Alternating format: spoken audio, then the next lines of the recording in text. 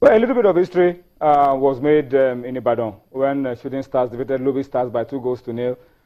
We had the fastest substitute, the fastest goal by a substitute. It came in first touch, and it came in right to the action. First touch, and it was a goal.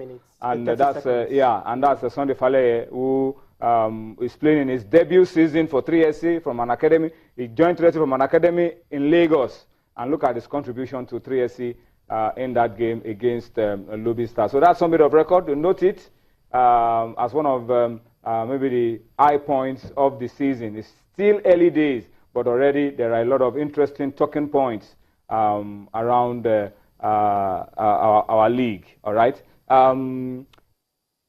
Tomorrow there'll be games. Match day 2. Well, it's still early days in the league, so the clubs are still fresh, and they wouldn't mind playing a lot of games now so that they can quickly get into shape as the season progresses. But let's see now, very quickly, the fixtures for match day 2, and this is courtesy of the media department of the league management company, this graphic that you see on your screen.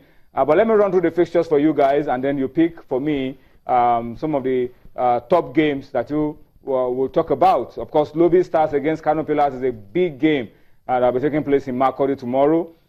Defending champion Rangers are going to Lafia. I beg your pardon, they'll be going to Nasarawa United as well. And then we have FC Panyoba will be hosting MFM. FC Panyoba are really investing in infrastructure.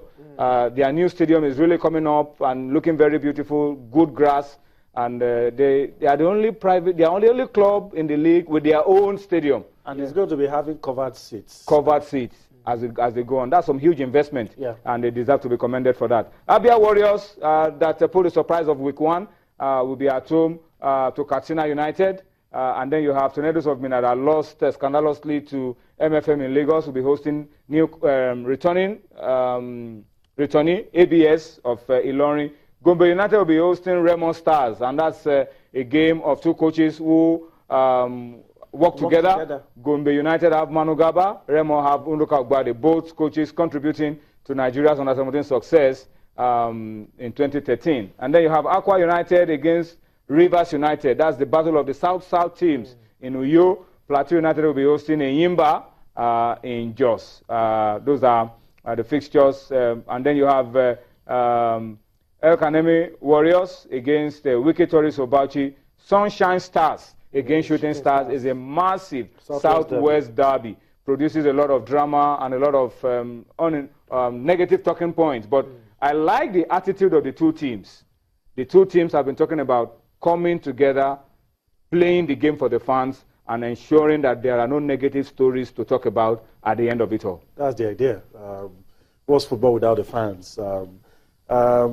Most of the time when these two teams clash, there's always one negative story. It's not always about the game being played on the field. But I'm hoping all the negatives will be thrown out this season and we'll enjoy ourselves. And so if you ask me one of the games I'll be really looking forward to, definitely has to be that Southwest derby. Want to see what happens in that one. A lot of interesting games. I love to see how Ifan Yimba, for instance, bounce back from the disappointment of that first game. Drama, because some of the guys will feel that they didn't actually lose the game on the field. They lost maybe for some atrocious decisions. So I'd love to see Ifan Yimba MFM, especially because of the way MFM played their first game. I want to see if it's a fluke. I had the privilege of seeing that game and the way the goals are coming in thick and fast. I mean, they didn't put one foot wrong in that game, so I'd love to see them tested against a side that has recruited well, and they have everything at his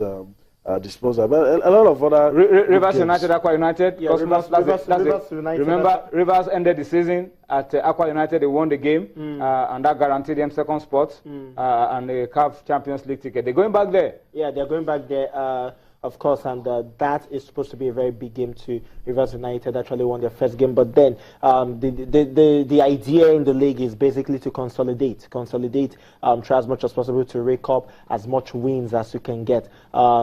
of course, looking at them, I told you they had a very good preseason, and it actually works for them in the first game. You need to see the synergy between the team. Now, will this synergy be there outside of Port Harcourt? That is a $1 million question. Against a good team like Aqua, with Abdullah Makaiba. Exactly. So let's just see how it pans out. And the other game is Rangers International going play against Nasarawa United. That is another big game. Rangers International with the disappointment of the first game, and of course the shenanigans that happened after the game. They want to make sure that they won't go to Nasarawa United and say that, okay, fine, we played against Abia Warriors. Some things went wrong, but we can as well correct ourselves in that one. Nasarawa United are very good at home, but at the beginning of the season like this, you cannot always fancy your chances of picking up maximum points away from home. So Rangers International want to make sure that they start or they, salvage what happened in the first game and pick up points, especially maximum point, then go back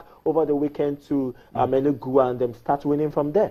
I think it's also good to note that this is time to start getting points. By the time we're in 5 weeks, people start tightening up. But now, quickly get it from wherever, before teams, especially those newly promoted teams, before they recover and get their rhythm. Get your points. At this point, get to safety very quickly. I'm not afraid of away games. We'll still, week 1, week 2, week 6, maybe week 7, everything stabilizes. We're still going to see some. Yeah, but last season we still saw away victories up to the latter stages of the season. It started coming in trickles. But then it became more difficult to get those because teams were now really. But when we first started saying a lot of it. Another game tomorrow, as we wrap up our preview for match day 2, another game that we look forward to tomorrow is Plateau United against Enyimba. Enyimba last season were the defending champions, and we all felt that they were going to push, but they had a very disappointing season by their own standards.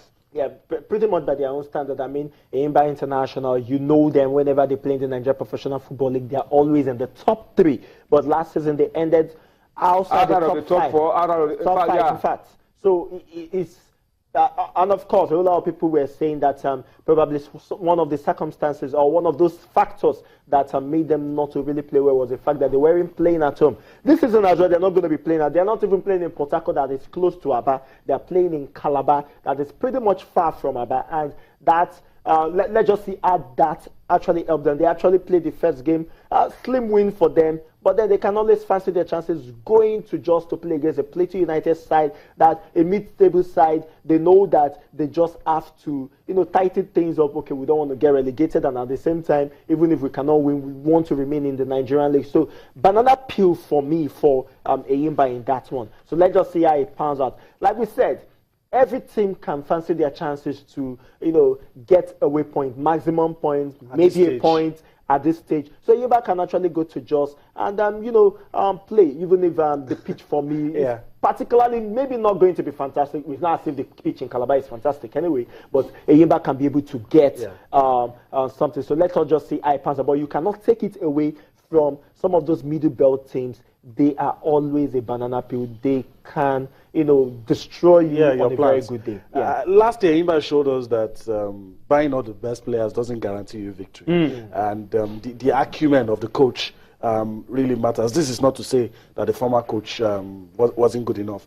But now the managerial ability of the man at the saddle will really be tested. New venue, new coach, new players. A lot of factors that need to gel for Enyimba this season, and I wouldn't. In my book, they are not contenders. If they end up in the top 4, that enough is good for me, because massive reorganization going on. They need to readjust. A team that is used to be in that top 4 suddenly finds itself outside. I'm very sure now a lot of sober reflection going on, and we'll wait to see where they go. But they need to start picking these points early. So they don't. The distraction of last year being in the CAF Champions League and all that, it affected the domestic. But now the distraction is not there. So I hope they start, be back to where they